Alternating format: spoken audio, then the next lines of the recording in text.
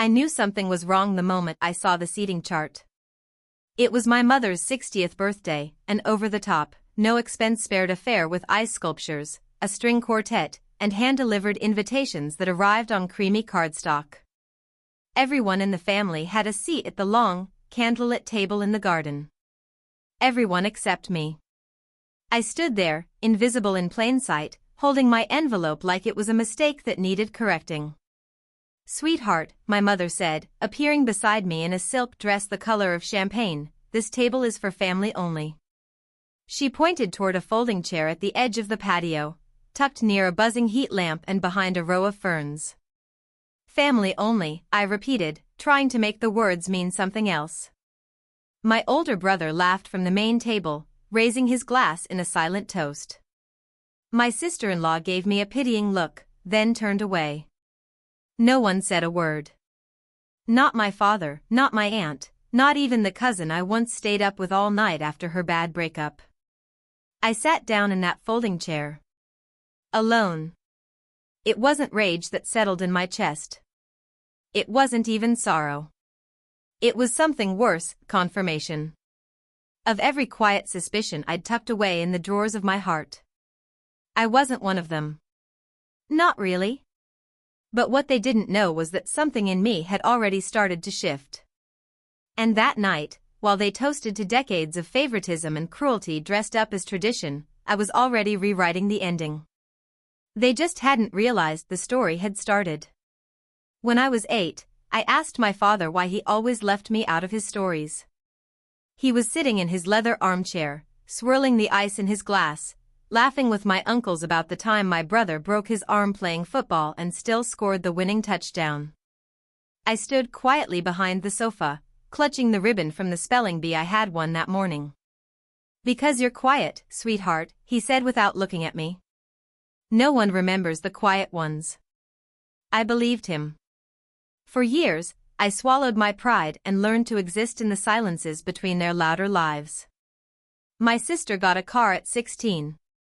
I got a bus pass. My brother dropped out of college and was praised for pursuing his own path. I graduated with honors, and they forgot to show up to the ceremony. I didn't cause trouble. I didn't ask for much. I just kept trying to be good enough. But somewhere between being invisible and being ignored, I learned how to watch. How to listen. How to remember the things they said when they thought I wasn't in the room. Like when my mother told my aunt, "Ria? She's not cut out for much. She's got a nice heart, but that won't get you far." I built myself in secret. Took out student loans they never co-signed, worked shifts at 2 diners, studied at night. When I finally landed a job in real estate, I sent a group text to the family. Not one reply. But when I closed my first deal, a 3-bedroom home for a young couple expecting their first child, I stood in the empty kitchen afterward and whispered to the tiles, "I see you. I'm proud of you." Because no one else ever did. They thought I would never leave the corner they shoved me into. That I'd stay quiet. Accept the scraps. But the thing about being forgotten? Eventually, you stop waiting to be seen. And start planning what to do when they finally look up and realize you're gone. 3 weeks after the birthday dinner, I got an email from the restaurant.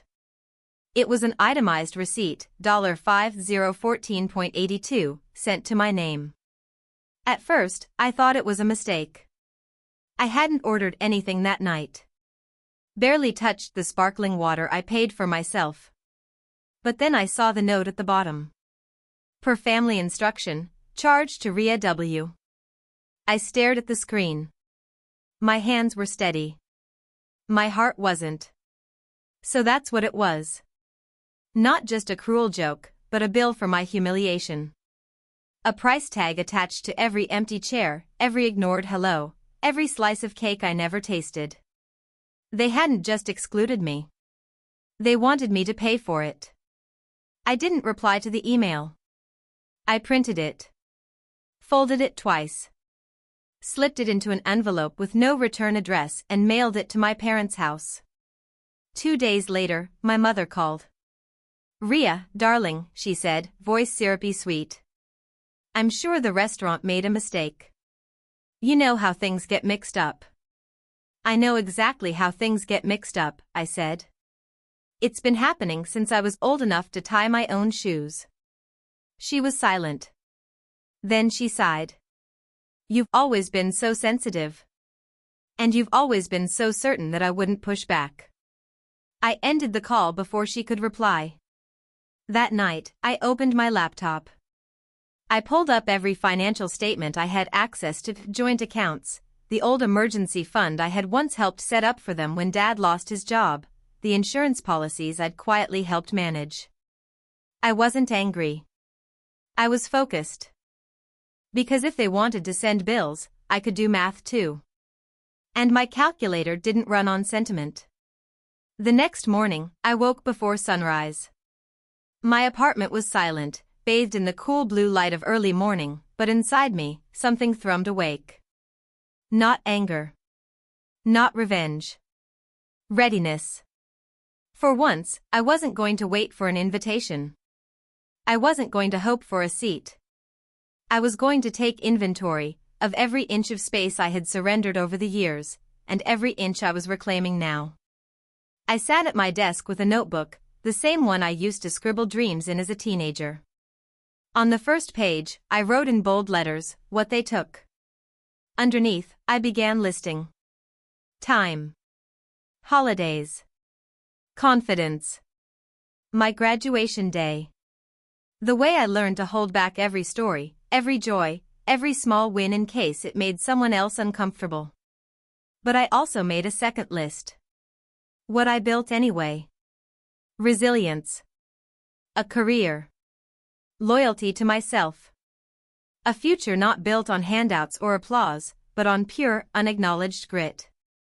By the time the sun was fully up, I had pages filled. And with every line, something inside me calmed. Not everything they did was theft. Some of it was training. That morning, I made 3 phone calls. The first was to my accountant, Margaret, a no-nonsense woman with thick glasses and a voice like she'd seen too many stories like mine to be surprised by anything anymore. I want to close all co-managed assets with my parents. Every shared responsibility. Every backup name. Clean break. She didn't ask questions. The second call was to my insurance broker.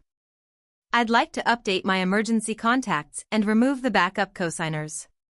Yes, all of them. And the third? The third was to the bank where my name was still tied to an old account my father opened under the guise of just in case we ever need a fallback. Funny how I'd become the fallback. Miss Whitaker, are you sure you want to remove yourself? This account has been active for over a decade. I'm sure, I said. Let them find a new safety net. After lunch, I sent an email to my siblings. Short. Simple. Effective immediately, I've withdrawn from all shared financial responsibilities with the family. This includes the joint emergency fund, the auto loan guarantees, and the co-investment on the cabin. You'll be notified officially by each respective institution. This is not up for discussion. Ria. By evening, my phone was ringing non-stop. Nathan, my older brother, led with bravado. Hey. What is this about the cabin fund? You're pulling out now? Are you serious? I was never asked to be part of it, I said evenly. I was told. So now I'm telling you. I'm done. You can't just. Actually, I can. And I have. Click. I didn't wait for the next ring. I set my phone to silent and walked to the kitchen. There's a peace that comes when you stop performing the role others wrote for you. A stillness that arrives when you stop begging to be loved right. I poured myself tea and looked out the window. For years, I had been the responsible one. The helper. The fixer. They only saw my value in how quietly I carried weight that wasn't mine. But when I laid it down, they didn't applaud. They panicked. Because it turns out, People who benefit from your silence will call it betrayal when you finally speak. The next morning, a new email arrived. From my mother. Subject, Ria, we need to talk. I opened it. I don't know what's gotten into you. This is so unlike you. You've always been the stable one, the mature one. Don't let bitterness ruin your character. We're family. That still means something. I hope you'll reconsider before you destroy everything we've built. Destroy? I read the message 3 times. Then I opened a blank document and began to type. Mom. You say this is unlike me. That's only because you never looked close enough to see who I've always been. Stable? Yes. Mature?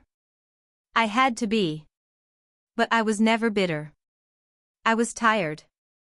Tired of being the afterthought. The default option when everyone else failed. The name quietly added to things with the assumption that I'd never object.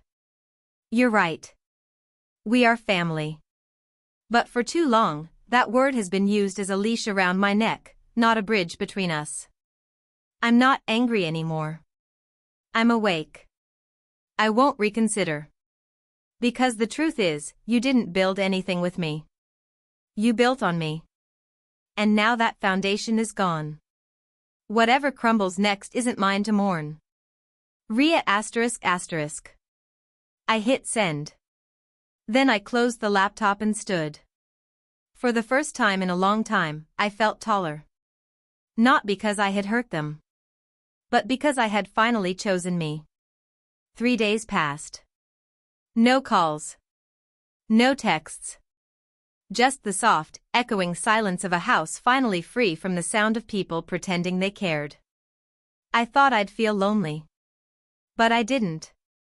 I felt like I was standing in a room that had been crowded my whole life, and someone had finally opened a window. That Saturday, I bought myself flowers. Peonies. The kind my mother always said were too delicate and too expensive to bother with. I placed them in the center of my kitchen table and brewed a pot of coffee with cinnamon, the way I used to before I started skipping breakfast to answer family emails or clean up financial messes my brother had left behind. I turned off my phone. For once, the world didn't need access to me. By noon, I was reorganizing my office when I came across the first business card I'd ever printed. Ria Whitaker, real estate consultant. The font was too small. The paper was cheap. But I had kept it.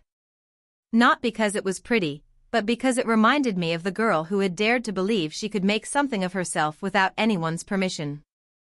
I pinned it to the corkboard above my desk and whispered, "You made it." Even when they didn't clap. That afternoon, I had lunch with Marisol, an old friend from college. She had always said I was too kind to people who only called when they needed something. She arrived with a bottle of sparkling juice and a grin. "You look taller," she said. "I feel lighter," I replied. We sat outside on my small balcony, the city humming softly beneath us. The sky was blue, open, endless. I told her everything, the restaurant, the receipt, the letter to my mother. She listened without interrupting. When I finished, she leaned back and said, "It's not just that they didn't see you.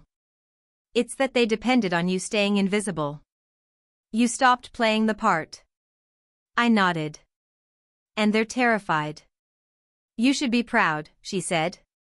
"You're writing your story in ink now, not pencil." That night, I posted my first real business update online. Nothing flashy. No revenge quotes or cryptic lines. Just a simple message. Grateful for the clients who've trusted me this year. Grateful for the version of myself who kept going when the only applause was her own. Here's to quiet growth. The kind no one can take credit for. I didn't expect anyone in my family to see it. But they did. The next morning, my inbox held a single message from Ivy. Subject, dinner?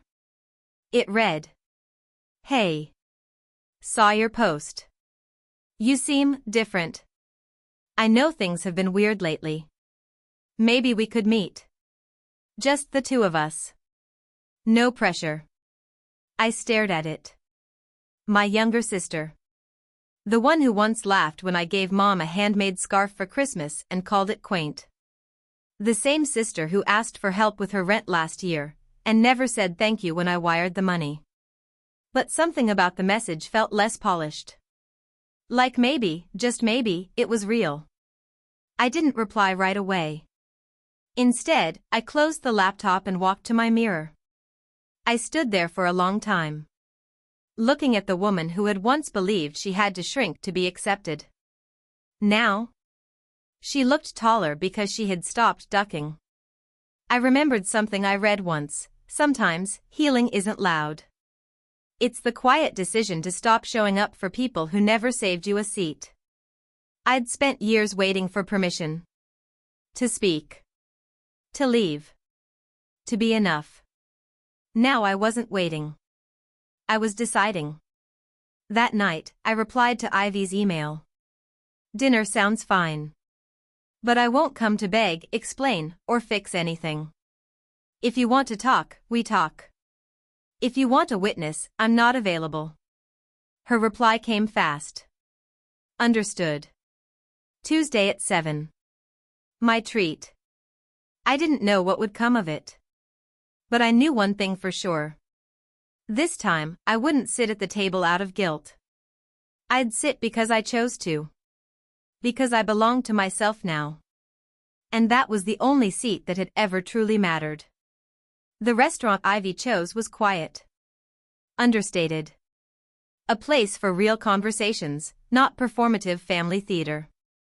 She stood when I walked in, nervously smoothing her blouse. You look good, she said. I nodded, sitting across from her. Thanks. For a moment, the silence between us was heavier than the menu. I'm sorry, she blurted. About that night. About everything. I didn't rush to comfort her. Instead, I asked, why now? Her eyes flickered. Because I saw your post. Because I didn't realize until it was gone just how much you were holding up. Mom's dinner? It wasn't about you. But it should have been. I watched her fumble, trying to find footing where none had ever been offered to me. Do you know what it's like, I asked quietly, to be in a room full of people who call themselves your family, and still feel like you're trespassing? She lowered her gaze. I do now. We ate slowly. Talked carefully. By dessert, I could see it, she wasn't here to defend the past. She was here to mourn it. The next week, I got a letter in the mail. Handwritten. From my father. The handwriting was shakier than I remembered. Ria. Your mother says I've been hard on you. Maybe I have. I don't know how to say this right, so I'll just say it, I'm proud of you. I always was, I just didn't know how to show it. I hope it's not too late. There was no ask for money. No veiled request for forgiveness. Just paper and ink. And maybe, regret. I didn't cry. But I did reread it. 3 times. Because while it didn't erase the past, it acknowledged it. And that, somehow, felt like the beginning of peace. I didn't rebuild the same relationships. I built boundaries instead.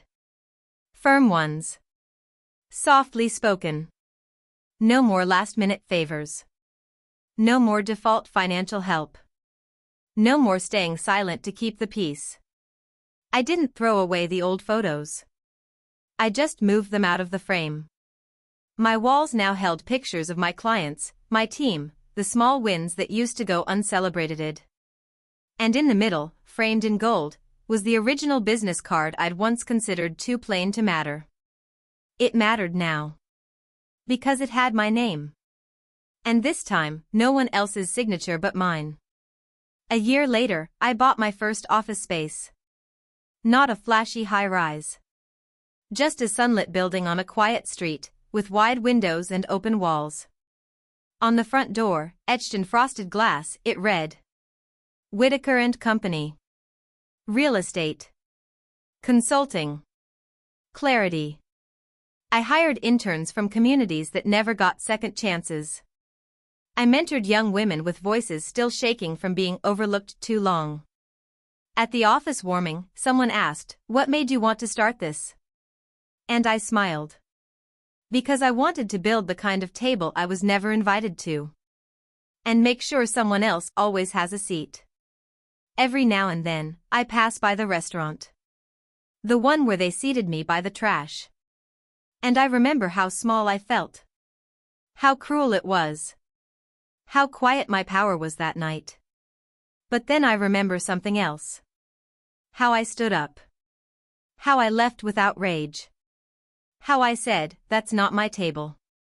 And how right I was. Because the table I sit at now? It's mine. And every person seated beside me earned their place through kindness, respect, and truth. I was never asking to be accepted. I was waiting to remember who I was without their silence. And now that I know, I never forget.